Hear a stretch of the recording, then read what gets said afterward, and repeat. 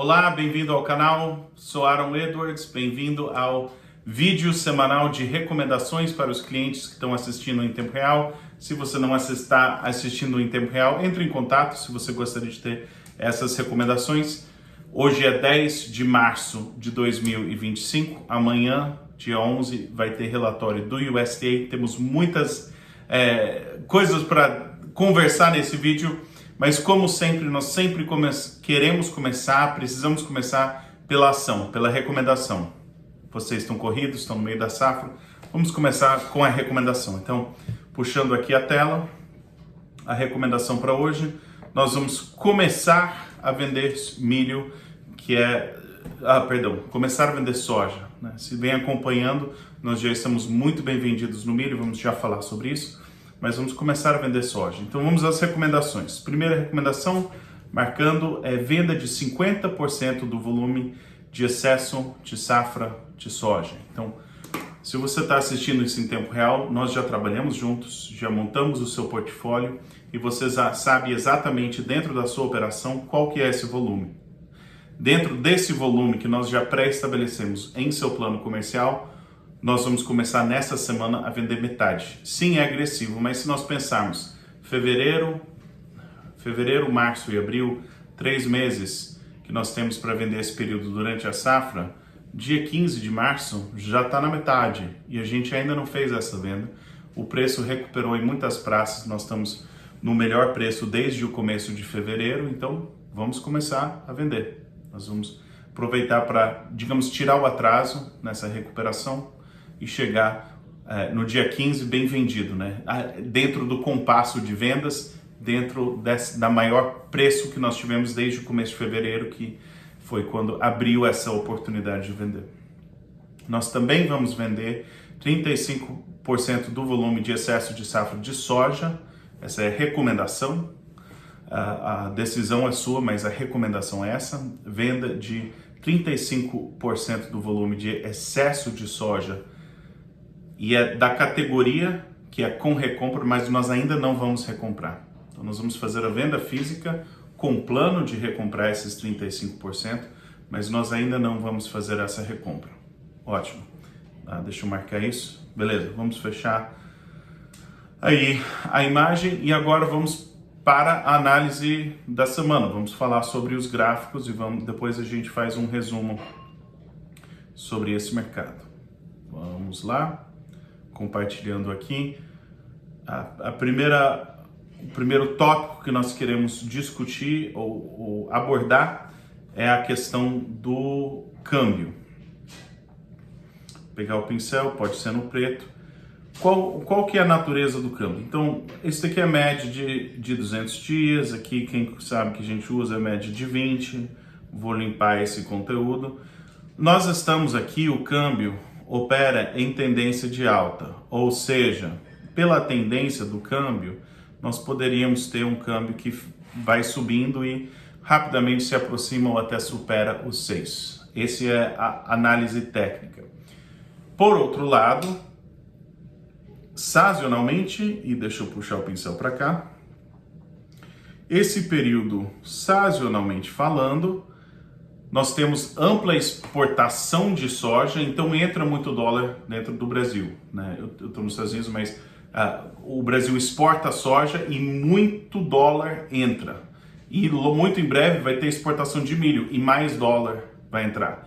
Essa entrada de dólar, é minha opinião, que provavelmente vai até certo ponto limitar quanto que esse câmbio vai subir. E eu acho que o cenário mais provável é que a gente vai ter um pouco desse cenário que a gente vem tendo, que ele dá uma arrancada, aí arrancada, e eu acho que o mais provável seria um câmbio lateralizado no curto prazo. Também queria mostrar, sempre que nós falamos de câmbio, nós precisamos comparar o que é o efeito do real e o que é o efeito do dólar. Então, para perspectiva, isso é o câmbio, né, que a gente está acostumado, 5,90, mas vamos ver o índice dólar.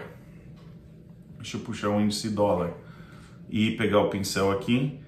É muito importante ver que a pressão que o dólar desvalorizou muito Então o dólar em pouco tempo caiu desse patamar para esse patamar. Uma baita de uma queda. O dólar desvalorizou uns 4%, certo? O dólar desvalorizou e a gente teve arrancada. Se o dólar tivesse mantido estável, nós provavelmente teríamos tido um real ainda mais pressionado pelo câmbio. Outra forma de pensar é que o dólar despencou e o real não valorizou na mesma proporção. Digamos que o dólar caiu isso, o real subiu isso. Por quê? Porque tem essa pressão de venda, de entrada de dólar para o Brasil. Não é minha opinião que a gente vai ter um câmbio estourando para cima. A grande incógnita nisso, do parte cambial, é a questão geopolítica. E a gente está com algumas movimentações geopolíticas que podem causar uma grande oscilação de uma hora para outra. Mas a gente já tem visto uma abrupta reação no dólar e o câmbio, eu acho que um câmbio mais estável nos próximos meses é o cenário mais provável. É importante lembrar desse efeito cambial, porque câmbio é uma das coisas que poderia fomentar a venda em reais. Então, se a gente for parar para pensar, essa grande parte do salto de preço que teve em muitas praças, o preço da soja recentemente melhorou dos piores patamares em fevereiro até agora, melhorou 5 a 7 reais em muitas praças. Grande parte dessa valorização é nada mais, nada menos do que essa queda do dólar.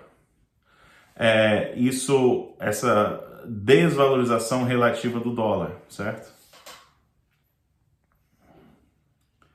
Agora vamos para a nossa pirâmide, que nós sempre conversamos. É muito importante entender isso, porque essa é a nossa filosofia de trabalho. Tá? A base dessa pirâmide, o alicerce, nós trabalhamos junto e nós construímos um portfólio para você. Estabelecemos para você saber exatamente na sua operação qual que é o excesso de soja na safra que você vai estar vendendo nessa recomendação. Qual que é o excesso de soja na safra que você vai usar a estratégia de recompra. Então a gente constrói esse portfólio. Segundo é a parte que nós vamos entrar agora, que é a temporada de venda, temporada de compra, posição dos fundos, análise técnica e finalmente a execução. Construído essa pirâmide, aí você fala, eu sei o que é bom para minha operação, para minha fazenda, para minha lavoura, eu sei o que o mercado está oferecendo, estou pronto para agir. Aí é uma coisa muito bem construída, sólida, fundamentada e você vai tomando decisões cada vez mais acertadas. Então vamos entrar nas análises dessa semana. Nós vamos começar pelo milho e começar pela posição dos fundos do milho. Nós vamos já ver o que aconteceu no preço, mas os especuladores, aqui nós estamos analisando os últimos 12 meses do mercado de milho. Deixa eu explicar, é um relatório semanal e toda semana é atualizado. Aí nós pegamos os últimos 12 meses, no último ano de atualizações. Então toda vez que passa uma semana a gente tira, digamos, teve o relatório da primeira semana de março, a gente tira o relatório da primeira semana de março de 2024. Então esse é um relatório de um ano de relatórios semanais da posição dos fundos. O que aconteceu? No marco zero aqui você tem os especuladores nem comprados nem vendidos. Sempre que o mercado abre, tem especulador comprando, tem especulador vendendo. Mas isso é o total de posições compradas e o total de posições vendidas, qual que é a posição líquida. Quando esse número está abaixo de zero, como é o caso praticamente todo o ano de 2024, é como se o mercado estivesse artificialmente baixo. Quando esse número está positivo, deixa eu colocar aqui em verde, acima do zero, é como se o mercado estivesse artificialmente alto. Ele raramente vai ficar parado no zero. Quando eles extrapolam e eles exageram no lado da compra, aí eles compram, é como se você estivesse enchendo um balão. Antes de estourar esse balão, é como se eles passaram do ponto, exageraram na posição especulativa comprada, aí nós queremos vender. Contrário é verdadeiro. Vendem, é como se você estivesse segurando naquelas bolas de praia debaixo da água, se soltava e explodir para cima. E é o que acontece. O que aconteceu no mercado do milho? A gente começou a ver os especuladores, se a gente quer vamos só fazer uma comparação, eles estavam 40 milhões de toneladas, vou até colocar em vermelho, 40 milhões de toneladas de milho vendido, 40 milhões de toneladas de milho vendido, chegaram a 40, fazer esse de verde, chegaram a 40 milhões de toneladas, 40 e uns trocados, comprado. Do máximo da posição vendida em julho do ano passado, até o máximo da posição comprada, nós vimos, é quase como se inventaram uma demanda por milho de quase 90 milhões de toneladas. Quase 90 é 2 Argentinas de milho, arredondando, né? Expandiram demais a demanda por milho artificialmente através dos especuladores comprando milho de Chicago. O que aconteceu recentemente? Porque é muito importante a gente observar isso. Desse ponto de máxima de compra, já começaram a reduzir na semana passada e reduziram muito, reduziram quase 20 milhões de toneladas na semana passada. E se você acompanha o milho em Chicago caiu. Vamos já ver o mercado de milho em Chicago. Não precisa ser hipotético, vamos falar sobre isso. Eu vou já voltar, esse é o contrato de julho da BMF, ou B3, mas eu quero falar primeiramente de Chicago. O que aconteceu? Vou pegar o pincel. Se a gente for pegar julho, aqui não chega a ser julho, tá? Mas aqui estava próximo, se não estava 40, estava talvez 30 milhões de toneladas vendidos, aí aqui chegou a 40 milhões de toneladas comprados. Olha só o salto de preço, 4,30 para 5,20, $1, $1 por bushel.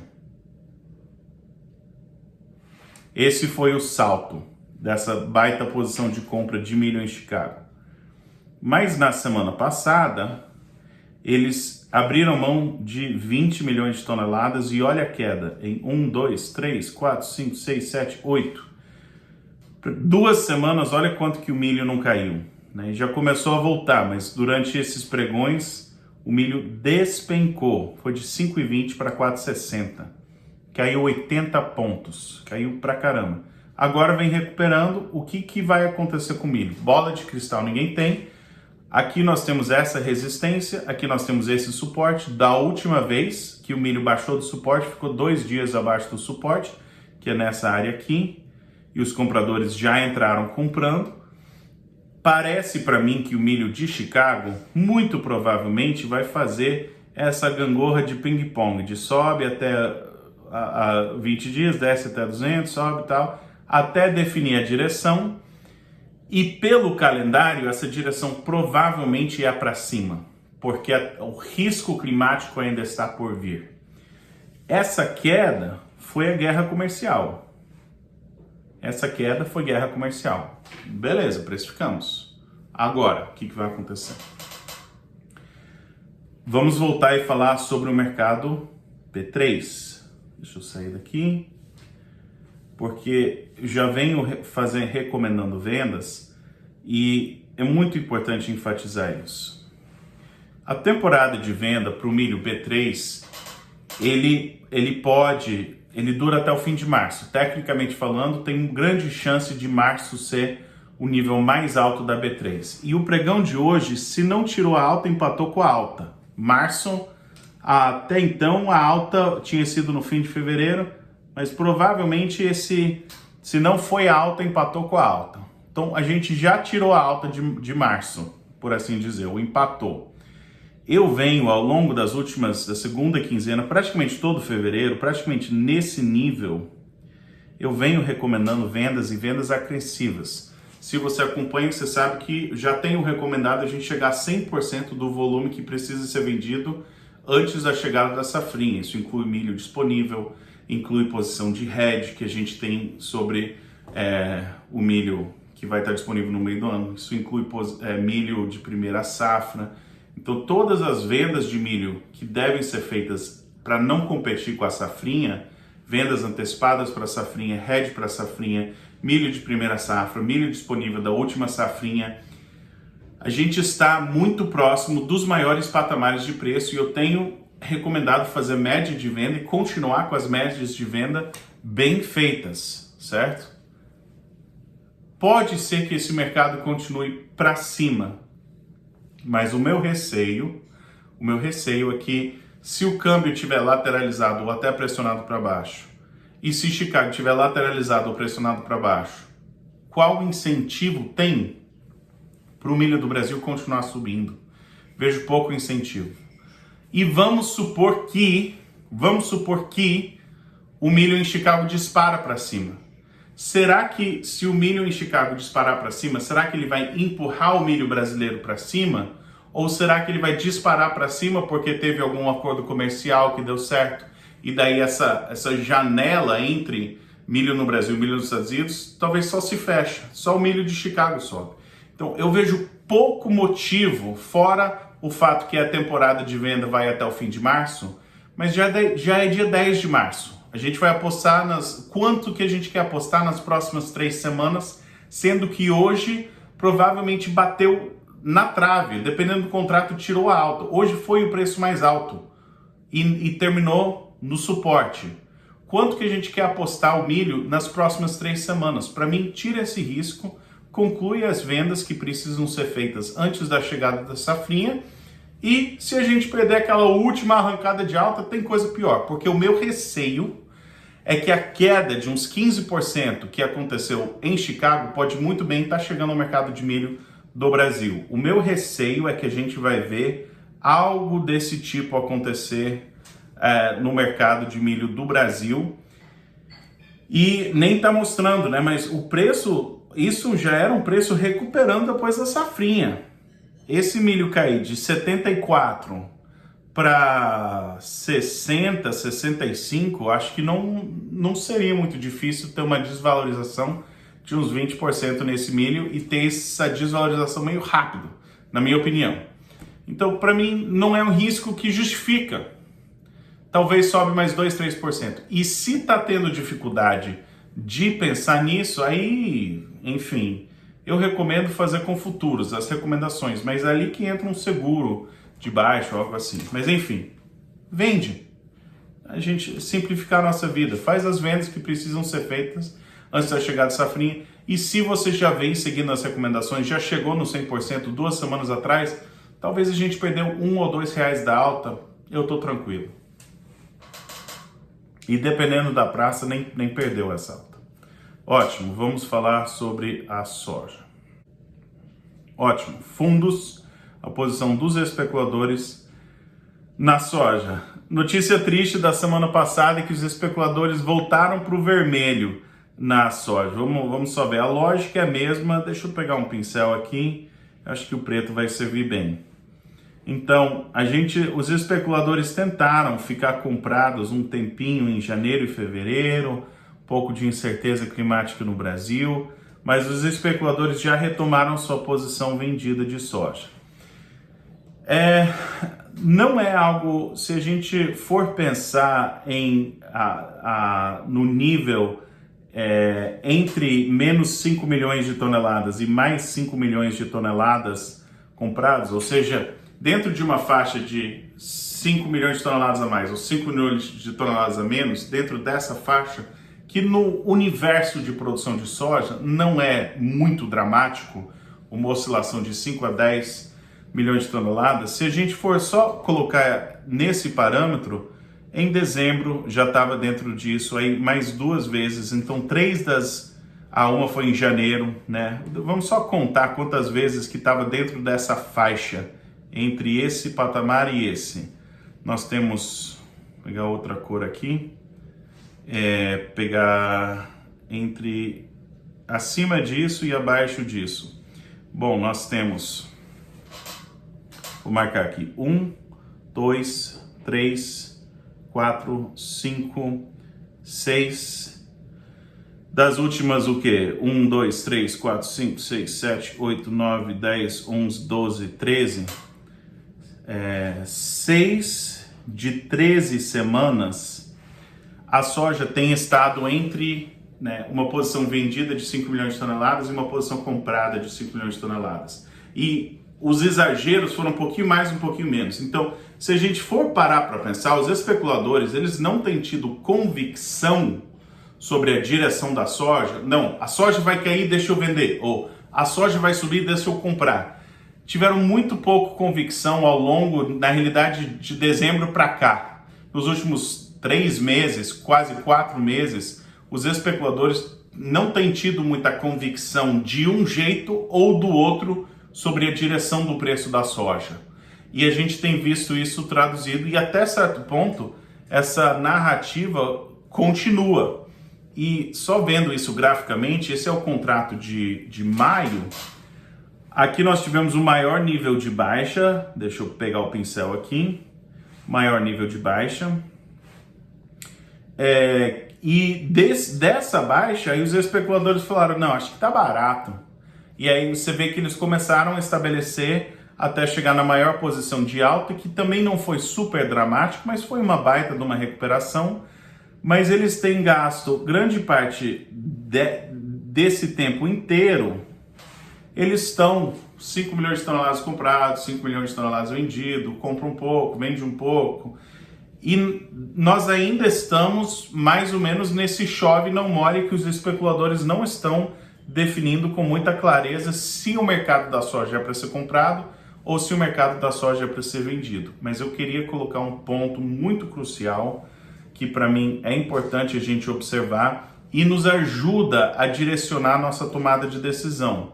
Esse foi um dos fatores que me fez ser mais agressivo essa semana. Tem 2 na realidade, mas vamos dar um zoom aqui no mercado. Esse é o mesmo contrato, a gente só deu um zoom em 2025. Então é o mesmo contrato de maio, de julho, mas a gente fez o zoom porque eu queria mostrar aqui, isso é tecnicamente uma inversão técnica.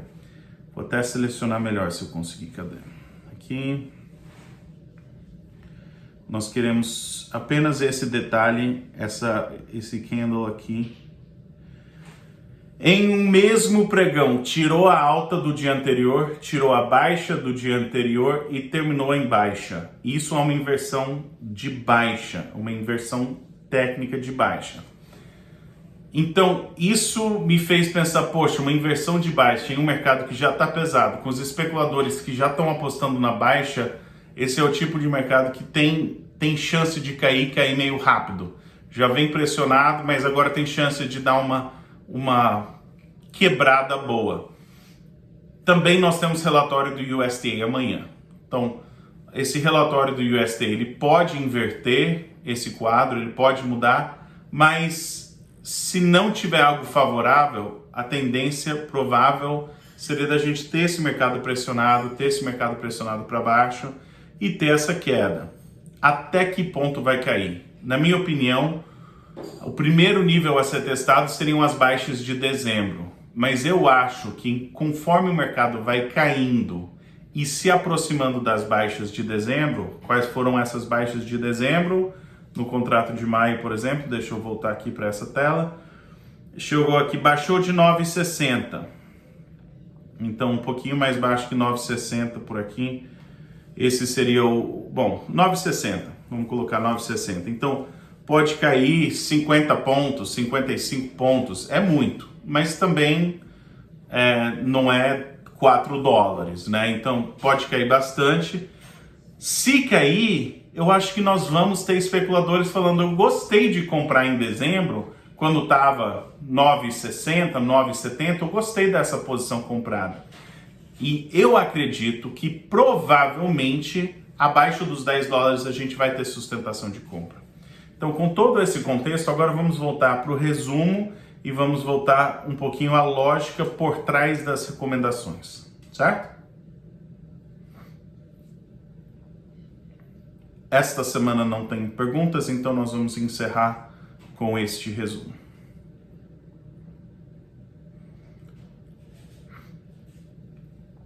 A temporada de milho em Chicago é temporada de venda.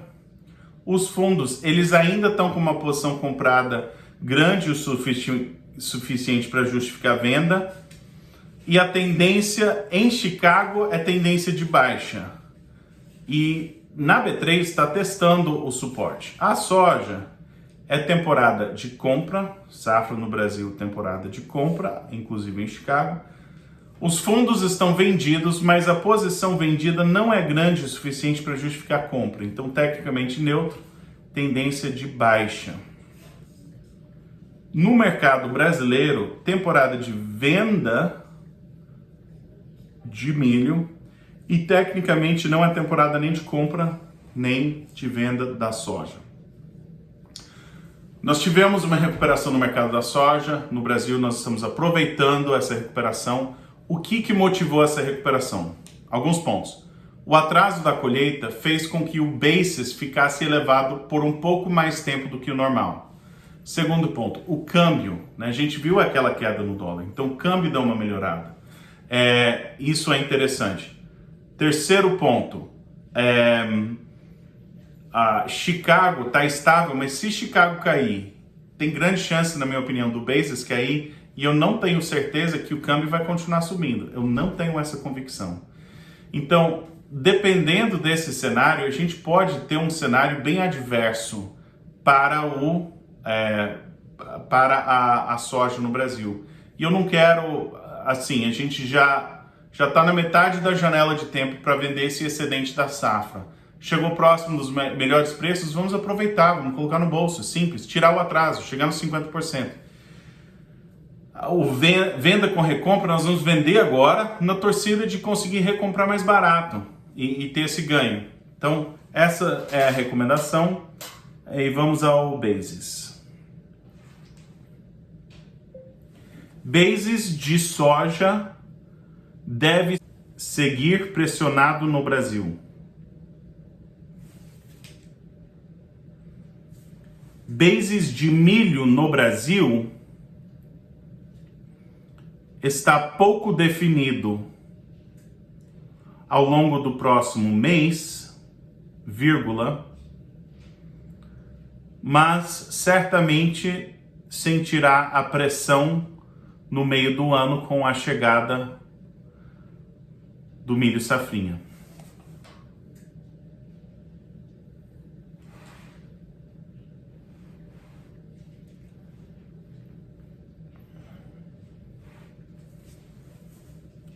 A direção do câmbio está pouco definido, mas acredito que a entrada de dólar com as fortes exportações de soja do Brasil irão limitar o potencial de alta do câmbio no curto prazo.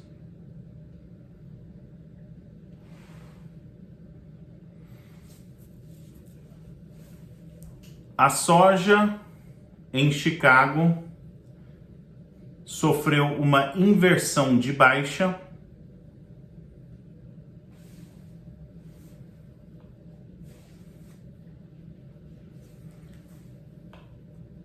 Análise técnica na véspera de um relatório do USDA.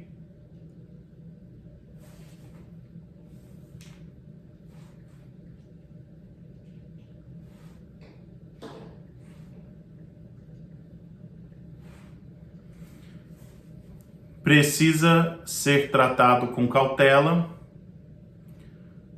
pois a publicação fundamentalista pode alterar drasticamente as expectativas e as análises técnicas. O milho em Chicago parece estar confortável entre o suporte da média móvel de 200 dias e a resistência da média móvel de 20 dias. Considerações sobre guerra comercial, relatórios do USDA,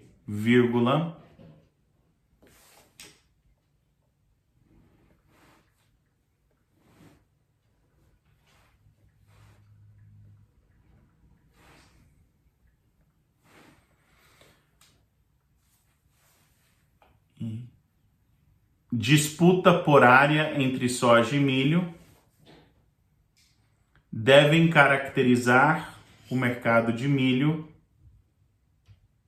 durante o restante do mês de março. Em relação a recomendações, a gente está bem vendido no milho, está tirando o atraso de vendas nesse excedente de soja da safra, com o que não vai ser recomprado, o volume que vai ser recomprado, estamos fazendo ali 35%.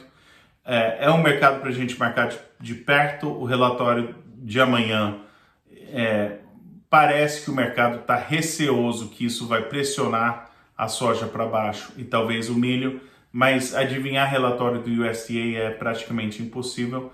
Por hora, está na hora de colocar a casa em ordem com as vendas de soja. Se não concluir as vendas de milho, concluir as vendas de milho, e depois nós vamos deixar o mercado trabalhar e reagir para a próxima rodada de notícias. Espero que tenham um ótimo resto do dia e até a próxima.